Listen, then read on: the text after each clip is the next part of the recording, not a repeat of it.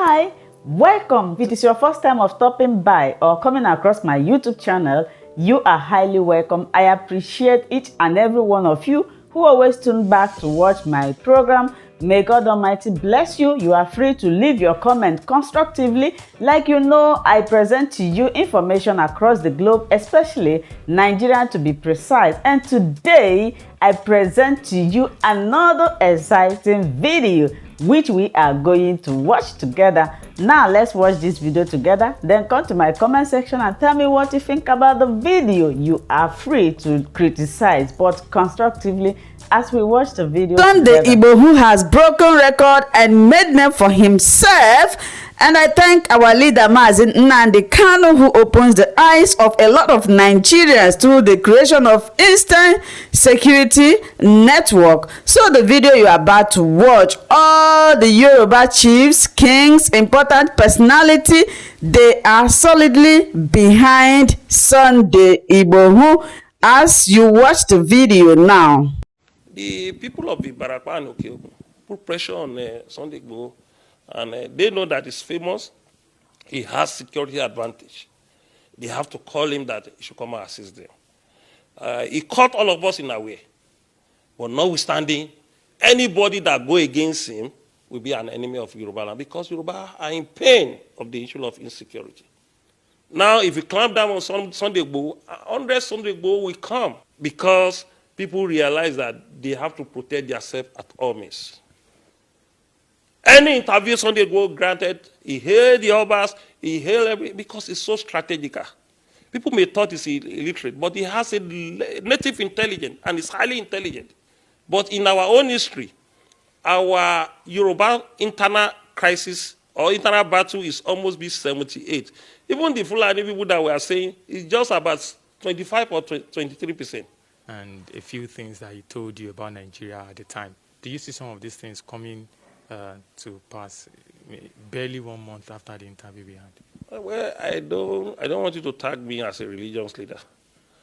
And when I talk on a perspective, based on what happened in 2020, after a year after, we believe good things will happen. Yoruba will tell you, you will never hear a bad word on the leaders. So when we want to talk about issue, we must pray for a country, we must predict a good thing that will happen to a country. So you won't expect me that, even though I know that something that is not okay will happen, we'll be thinking that let us use prayer to avert it. So definitely you will see me be saying, well, something will happen. Even though it's a threat.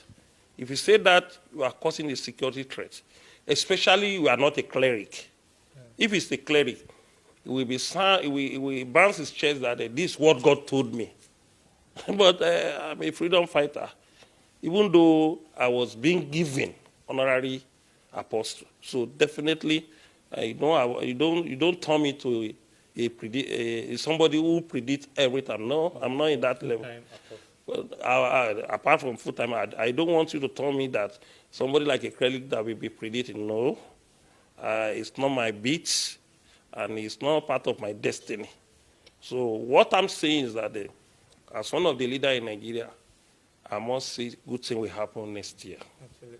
Okay, so looking at the crisis we've had in Yorubaland the past few days, what would you say about it first? What was your first impression when you heard about some of these crises? I mean, Sunday Igboho saying that Fulanis should vacate. But what do you think about that in the first place? Well, I think Sunday is some pressure from his people. There's a pressure, it's from Buratai Okeogun, the same area within Oyo State. And is somebody that have a security antecedent. So definitely there must be a pressure from him, from his people to him. And he must hurt. And the heart, the first attempt is that he went to go and warn SH0CK. Although we met last, that was 2013. And we spoke last, that was October, when the incident of protest happened. The protest of Ibadan, not NSAS protest. That the BBC interview called me and I spoke. People started calling us that. So we spoke about 2 times. That was the last time we spoke. But I will not be one of the people that will blame him. Because when you are living in an area that people thought you have a security advantage to protect them, they will call you upon to come and assist them. That was what happened. And all blame should go to the law enforcement agent. Assuming the issue of rule of law prevail in that area, there is no individual that will have right to involve in security issues. Because if those who kidnap, those who maim and destroy farms were being arrested and prosecuted, and there was peace and tranquility, there was no need for Sunday to go and meet SH0CK and warn him. No, the warning now triggered to another thing. It now become a national issues. It become a global issues. So when you allow violence to start from the beginning, it will go to a state that you can't contain it anymore. Because ordinary person will take law into his hand. Because in position I am now, I will not encourage anybody to take law into their hand. But when people are being provoked, you can't stop them. When people are being provoked, you can't stop them. It's about life and property. Even I, that came from Ondo State, that is living in Lagos, the report I've got in Ibarapa and Okiogun, it will not be less than 150 reports. Destroying farm, kidnapping, killing.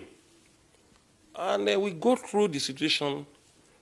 No single person has been jailed by the law enforcement agent or court of law in Oyo State. And that we allow another people to join. And as I'm saying, it's not only the Fulani herdsmen that are involved in this crime. We have some Yoruba people that connive with them. We have some Yoruba people that connive with them.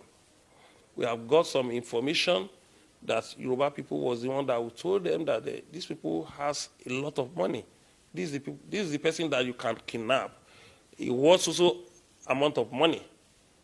And we even got an information that some Yoruba people prepare food for them in the forest. So, bikule back pani to deal with pani. So, the people of the Buratai and Okiogun put pressure on Sunday Igboho, and they know that he's famous. He has security advantage. They have to call him that he should come and assist them. He caught all of us in a way. But notwithstanding, anybody that go against him will be an enemy of Yorubaland, because Yoruba are in pain of the issue of insecurity. They are in pain. And that's why you realize that it now become an issue between him and the Oyo State governor.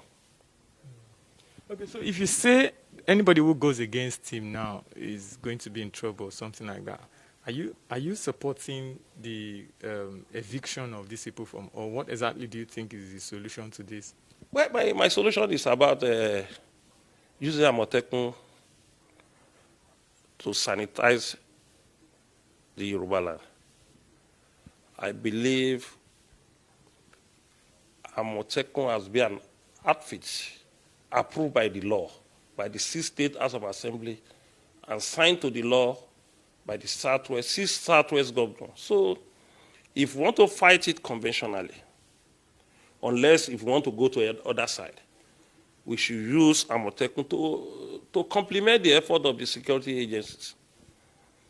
The Nigerian police, DSS, Civil Defense Corps, and other national security agencies, like what is happening in the north. So every Yoruba person should back Amotekun to do it. So, and that's a conventional way, unless we want to use as another side. That's conventional way, because if you want to use other side, that means you are taking the law, the governor out of power. What do you mean other side?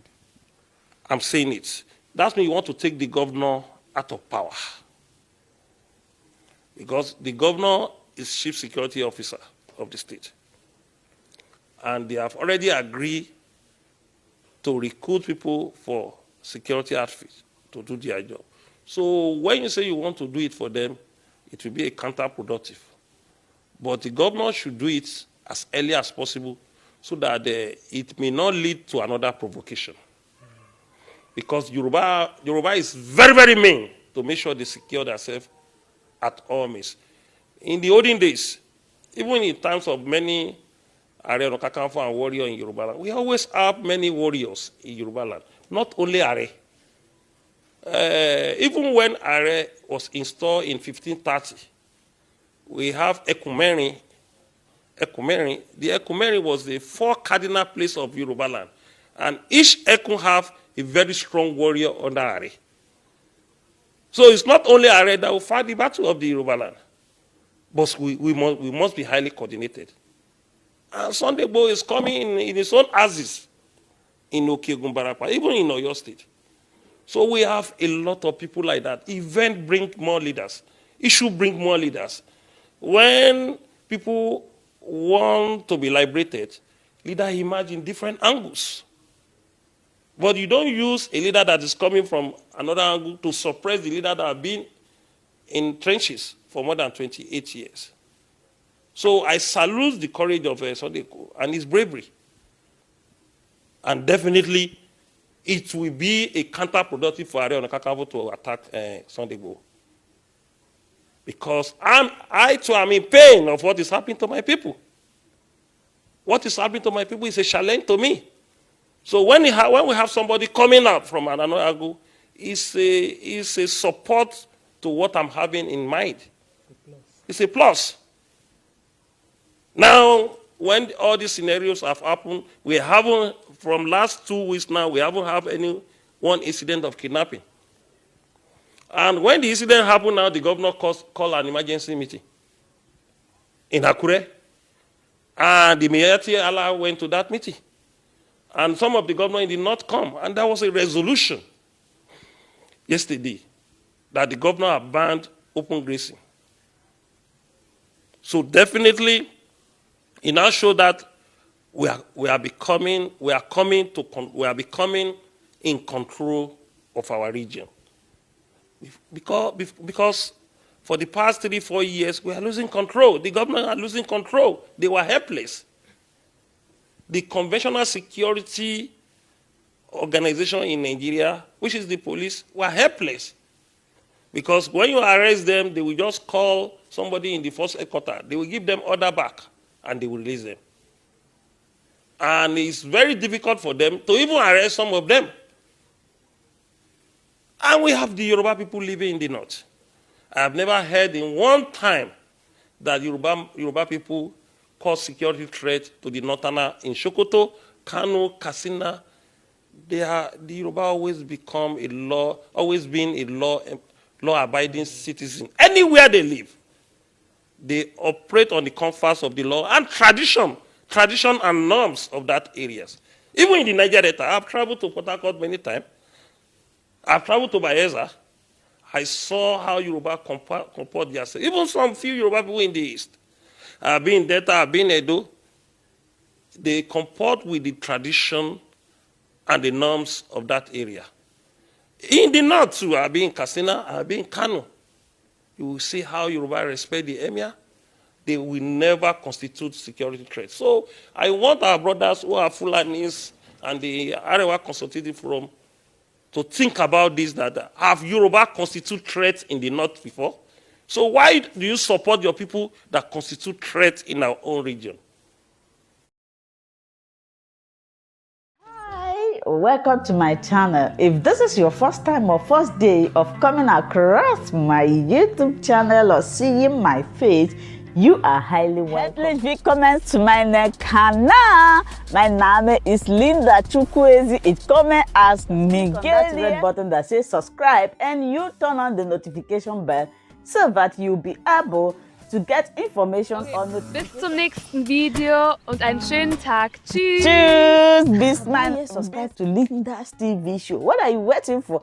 Click on that red button that says subscribe. You turn on the notification bell so that you'll be getting more updates from me. Leave your comment down below and share this video with your friends, families, and colleagues until we meet again in my next video. Bye bye.